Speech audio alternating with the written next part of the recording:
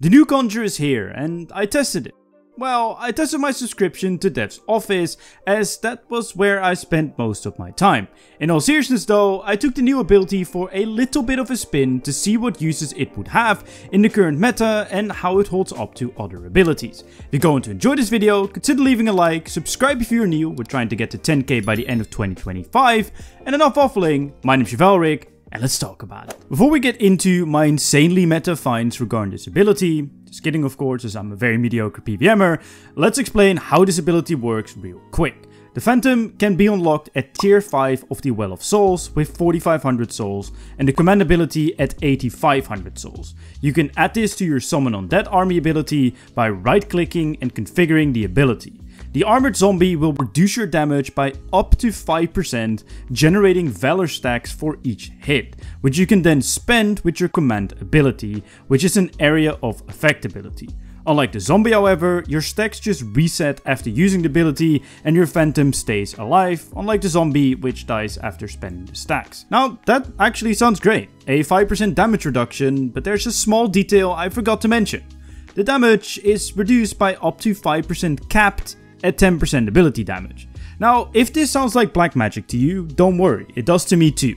Pretty much, it means that the amount of damage you reduce goes up against your strength, which means that if you have absolute max gear, you will negate a maximum of a whopping 230 damage for every 5k damage, and this damage only applies against core damage types, aka the 4 combat styles damage. So typeless damage doesn't count, which are quite often the biggest hits at most bosses, so realistically it won't be the difference between surviving and not surviving at a boss, but more so a decent passive. How about the command ability? Is that any good?